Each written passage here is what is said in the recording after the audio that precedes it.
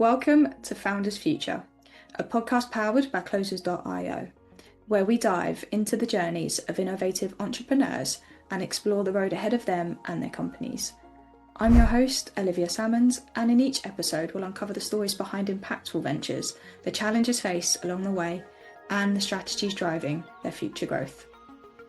Today, I'm very excited to be joined by Tammy Lai, chartered professional accountant and founder of Luminate CPA, a firm dedicated to helping professionals A firm dedicated to helping professional service businesses build effective, stress-free financial systems. After working in Big Four adult financial reporting and financial transformation for large organizations, Tammy launched Luminate CPA in 2015 to bring that same level of financial clarity and structure to small business owners. Today, her firm focuses on helping professional service systems, particularly female-led law practices, streamlining their financial operations so they can focus on saving their clients and growing their businesses. Tammy, welcome to Founders Future. Thank you so much for joining me here today. I'm really excited to be here. Thanks for having me. It's a pleasure to have you here, and I'm very much excited to dive in and learn a little bit more about your journey. Tammy, with all of my guests, I do like to start at the beginning. So if you don't mind briefly taking me back to what it was you was doing before you started up Luminate CPA, and then from there, what was the motivation behind it? Absolutely. So before I started my own business, I was 8 years as an employee. So coming out of university, I had a job at KPMG, which is one of the big four accountancy firms. And for me, that was like university part two. Like it was a sort of like an incubator. So a lot of intakes, a lot of sort of new graduates, we all worked together. There was a really long hours, stressful deadlines, a lot of nights working in small audit rooms and having dinner together. But we learned so much in that period of time. So in that time, you were working and you were also studying for your chartered professional accountancy, because that was all what we were getting to do to get designated, to get our CPA designation. And it was just a really good learning experience. In a very short period of time, you get exposed to a lot of different businesses. You have the privilege of interviewing very senior finance people on the client side. I knew that it wasn't necessarily a sustainable path. It was one where it was really long hours, even though you were learning a lot and getting a lot out of it. It wasn't necessarily something that I could see myself doing long term. Yeah. So I was still exploring what I wanted to do. So I worked there for 5 years, 3 years in the Toronto office in Canada, and then 2 years in the UK on a secondment. So then I left KPMG, and then I worked for basically a range of different like corporations in the accounting departments. I was exposed to learning about how you can create a full set of financial statements from the beginning to the end. And this was really valuable. This isn't something that they teach you at school. You actually just need to do it. And reflecting back, all of this just paid off in what I do now with small businesses. So I also, the last sort of job that I had was working in a finance transformation team. And this was very, I think, influential in what I eventually did. And this was for a multinational drinks corporation. And what we were trying to do was shorten the time of closing the annual accounts from 2 months to 1 month. So it was a very ambitious project. And this involved a lot of stakeholders all around the world, a lot of users. I was in charge of the tax portion of the reporting. And so it was about how do we shorten that time? And our strategy was implementing a new tax software that was housed online. Whereas previous to that, everything had been manual spreadsheets. That was the way that people would email each other and finalize the reports. So this was a big change affecting a lot of people. And there was resistance, of course, because people had gotten used to doing things the way they had done for many years. But then it greatly improved the accuracy of the reporting. There was now one source of the truth. But that was a real learning for me, because it taught me about change management, about questioning the status quo, right? About how do you get buy-in and how do you make such large changes with so many people involved. And that's definitely informed the way that I approach now small businesses. You have far less hurdles, but it's still the same approach of lots of communication, training, making sure that everybody's viewpoints are heard. So yeah, so that was 8 years. And then I moved back to Toronto to start a family. And I didn't have a job when I moved back, and I knew that I had to obviously find something to support myself. And I think the paradigm in my head that I always saw, like my family, friends around me, was to go get a job. But there was just a huge resistance to it. And I just really was putting it off when I moved back. And I didn't know what I wanted to do. But now reflecting back, I know that what I was searching for was more freedom and impact, because those are two really big values for me.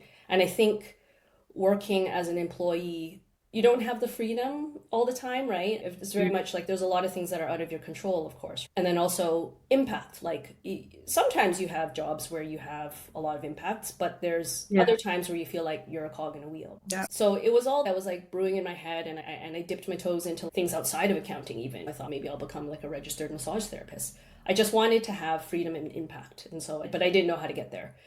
And eventually I did fall back into accounting, and I realized it wasn't accounting that I disliked. It was just, I guess, just being tied down. And I thought to myself, I have so many more years to work. I definitely want to find something where I don't mind waking up to do it every morning. I don't want to have Sunday scaries or news. And I also want to do something that I don't mind doing into retirement. I remember thinking that because I had watched my dad. He had worked for the government all his life. He was quite unhappy in his work. And he was basically clock watching and counting the days to his retirement. And I thought, I don't want that for myself. I want to do something where I'm happy to do it, right? I'm glad to wake up and it doesn't fill me with dread. So then around that time, I had my brother and a friend that were opening small businesses. And I also mentioned that, lucky for me, timing wise, that was also the advent of cloud accounting. Now everything's on the cloud, so people don't even use that term anymore. But back then, your accounting system was basically housed on your desktop. And so then if you had your bookkeeper or accountant work on it, they would have to get a copy of that, right? Whereas things were moving online at this point in time when I was entering this field, which opened up a whole bunch of opportunities for flexible working, right? All of a sudden, I could serve clients from my house. I could serve more clients because I didn't have to travel to them. There was one source of the truth, right? So it wasn't like we're like passing back and forth things over email. And also, what was truly exciting to me was that there was all these software companies that were developing applications that would make people's lives easier. So it wasn't just online, like accounting, your ledger that would sit online, but you could have these bolt-on applications. For instance, collecting receipts. All of a sudden, you could take pictures and that would just flow into your accounting software, or automating bill payments. So there's this whole world that was being created at that time that was very exciting to me and very attractive. And also small businesses had always been an area that I was interested in, because when you work in a large organization, you tend to see just one piece of the puzzle.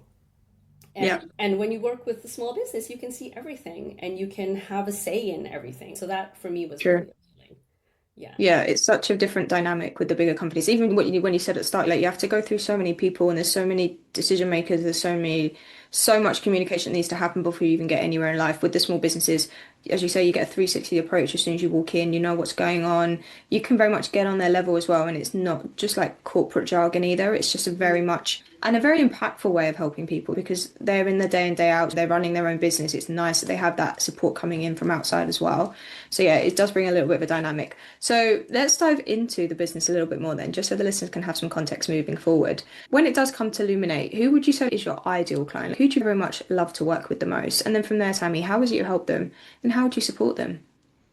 So in the last sort of 2 years, we've transitioned to niching into small law firms. And I Okay. really enjoy working with small law firms because I think it's quite a meaty industry Yeah. and there's definitely a need, right? So the a lot of times law firm owners, they start a firm and they expect that if they just focus on the law and they do really good work, which I mean that's all important, that the sort of money and the profits will follow.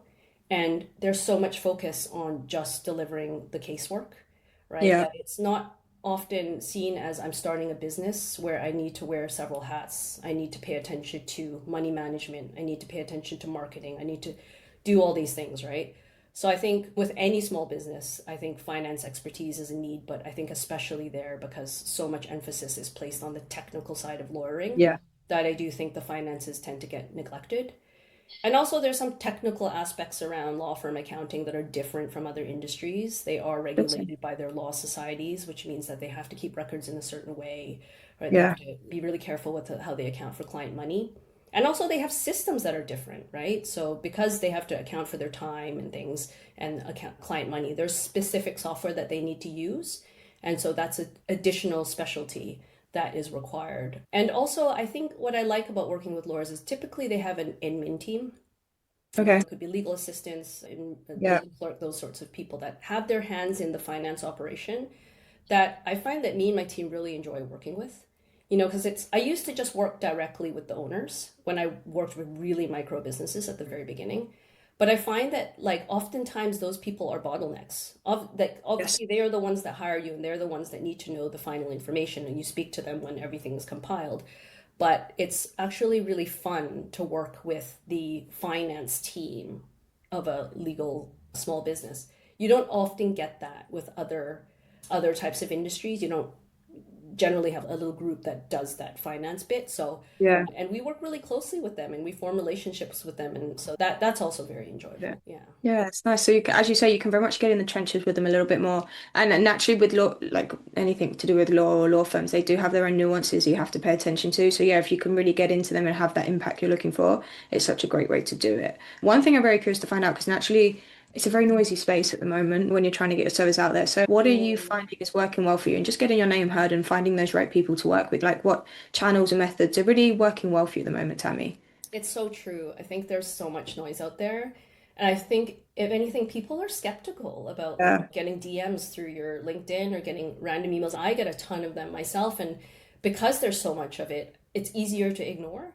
I And I couldn't agree more. think as a finance professional as well, you work so intimately with these businesses that you really have to be known, liked, and trusted in order for somebody to want to Yeah, work with you. And I think that's quite a high bar to achieve when you're marketing to essentially strangers. But I can't say I've cracked the code, but what I find is just that what works for me anyway is to just stay really consistent in my messaging. cool. Right. So I tend not to. So my main platform that I use is LinkedIn. So first of all, I like to keep it simple. I don't do anything but LinkedIn. So Nice. whether that's good or bad, I don't know, but it works for me.